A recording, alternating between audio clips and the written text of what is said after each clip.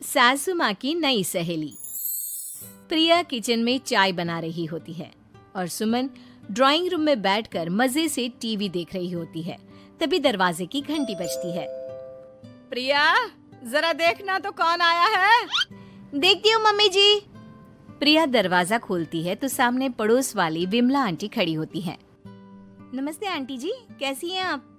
मैं तो बिल्कुल ठीक हूँ बेटा, पर तेरी सास को क्या हुआ है? आजकल कहीं दिखती ही नहीं है। जब देखो तब टीवी के आगे जमी रहती है। अंदर तो आइए आंटी। अरे ओ दीपक की अम्मा, कहाँ हो? अरे बिमला, आओ आओ, क्या बात है, बड़े दिन बाद याद आई तुम्हें मेरी। मैं तो हमेशा ही तुम्हें याद करती हूँ, पर तुम ही गायब रहती हो और आजकल तो बाहर भी नहीं आती जाती। तबीयत तो ठीक है ना तुम्हारी? अरे तबीयत को क्या होना है, इस उम्र में तो कुछ ना कुछ लगा ही रहता है। मेरी छोड़ो, तुम ये बताओ कि क्या चल रहा है गली मोहल्ले में। तुम गली मोहल्ले की छोड़ो, चल तो तुम्हारे पड़ोस में रहा है। तुम्हारी नई सहेली आई है। मेरी कौन सी नई सहेली? मैं तो यहाँ बस तुमसे बातचीत कर लेती हूँ या फिर बाजू वाली शर्मा की बहू से दो चार बातें कर लेती हूँ। इसीलिए तो कहा कि तेरी नई सहेली आई है। अब कोई पड़ोस में आया है तो बात तो होनी ही है।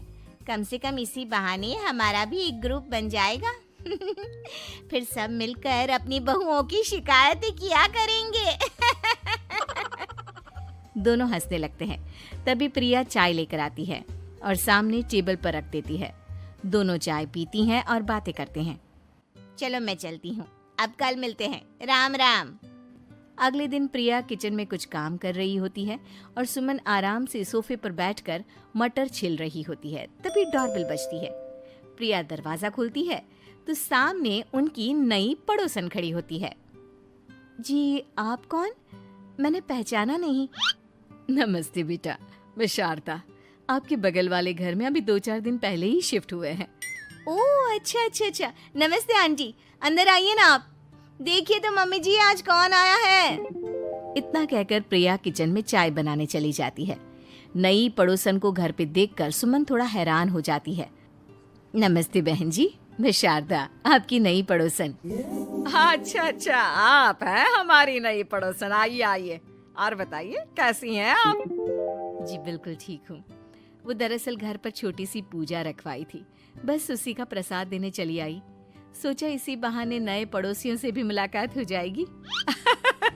ये तो बहुत अच्छा सोचा आपने। सुमन प्रिया को आवाज लगाती है। अरे ओ बहू, जरा चाय पानी का तो आके पूछ लो। ये आजकल की बहुएं भी ना, जब तक बोलो नहीं तब तक कुछ नहीं करेंगी। आई मम्मी जी। प्रिया चाय लेकर आती है। दोनों बैठकर चाय पीती हैं और खूब सारी बातें करती हैं। अच्छा बहन जी, अब मैं चलती हूँ, फिर मिलते हैं। अब तो आना जाना लगा ही रहेगा। शारदा के जाने के बाद प्रिया किचन से बाहर आती है। क्या बात है मम्मी जी, आप दोनों को देखकर तो लगा ही नहीं कि पहली बार मिल रही हो। आप दोनों तो बिल्कुल बिछड़ी हुई सहेलियों की तरह बातें कर रही थी। अरे जब दो औरतें मिल जाती है ना, तो बातें अपने आप ही निकल आती है। अब तू अपने काम पर ध्यान दे, बातों पे नहीं। ऐसे ही कुछ दिन बीत जाते हैं। अब सुमन और शारदा अच्छी सहेलियां बन गई होती हैं। दोनों एक साथ मंदिर जाती, मार्केट जाती और कभी कभी तो विमला भी इनके साथ मिलकर खूब हंसी ठिठोली करती। एक शाम तीनों बैठकर सुमन के घर पर चाय पी रही होती हैं कि तभी बहुत तेज बारिश शुरू हो जाती है। सुमन जोर से प्रिया को आवाज लगाती है। प्रिया, ओ प्रिया, देख कितनी तेज बारिश हो रही है। जाके छत से सारे कपड़े ले आ, नहीं तो सब भीग जाएंगे।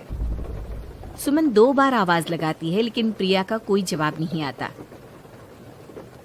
शायद प्रिया कुछ काम कर रही है, इसीलिए कुछ जवाब नहीं दे रही। अरे काहे का काम, आराम फरमा रही होगी महारानी। तभी प्रिया बीमार हालत में अपने कमरे से बाहर निकलती है। हाँ मम्मी जी, क्या हुआ? मेरी तबीयत थोड़ी ठीक नहीं है ना, इसलिए आग लग गई। अरे सारे कपड़े भीग गए और तुझे सोने से फुर्सत नहीं है। सबके सामने सुमन के मुंह से ऐसी बातें सुनकर प्रिया उदास हो जाती है और छत से कपड़े उतारने चली जाती है। सुमन, ये क्या बात हुई? प्रिया ने बताया ना कि उसकी तबीयत ठीक नहीं, इसलिए उसकी आंख लग गई। तुम भी ना खामखा उसे सबके सामने सुना दिया। अरे आप नहीं जानती शारदा जी, कुछ बहुएं ना बहुत आलसी होती है, घर का एक काम नहीं करना चाहती। ऐसा नहीं है सुमन, तुम्हारी बहू तो बहुत प्यारी है, तुम्हारी सारी बात भी तो मानती है। हाँ सुमन, तुम प्रिया के बारे में ऐसा क्यों सोचती हो? मेरी भी दो बहुएं हैं, लेकिन मैं उन्हें अपनी बेटियों की तरह रखती हूँ। आखिर वो भी तो किसी की बेटियां ही है ना। और अगर तुम ऐसा ही व्यवहार करोगी तो एक दिन प्रिया भी तुम्हारे साथ ऐसा ही बर्ताव करेगी। शारदा और विमला की बातें सुनकर सुमन की तो बोलती बंद हो जाती है।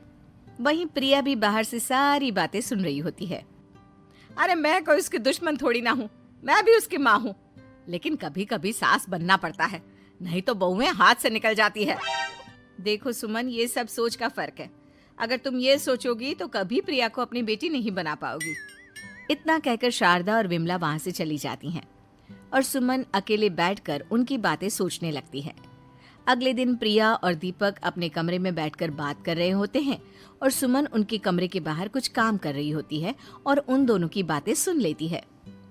दीपक, तुम्हें पता है हमारे पड़ोस में जो शारदा आंटी है ना, बहुत अच्छी हैं।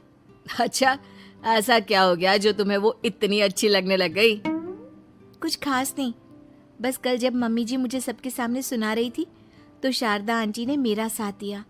मैं तो सच में हैरान ही रह गई थी जब उन्होंने मम्मी जी को मुझसे ऐसा बर्ताव करने के लिए मना किया।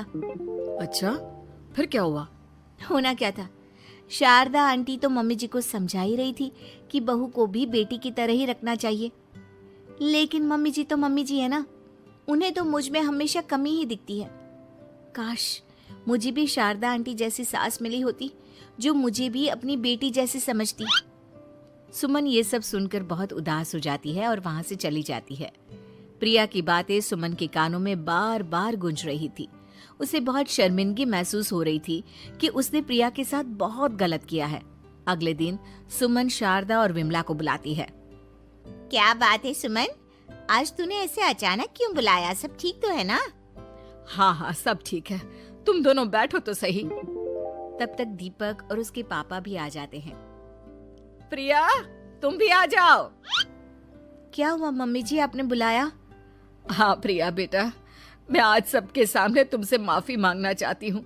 मैंने आज तक तुम्हारे साथ बहुत बुरा व्यवहार किया है, लेकिन तुमने कभी भी मेरे साथ बुरा बर्ताव नहीं किया। मुझे अपनी गलती का एहसास हो गया है, हो सके तो मुझे माफ कर देना। प्रिया अपनी सास की बातें सुनकर हैरान हो जाती है। उसकी आंखों में आंसू आ जाते हैं।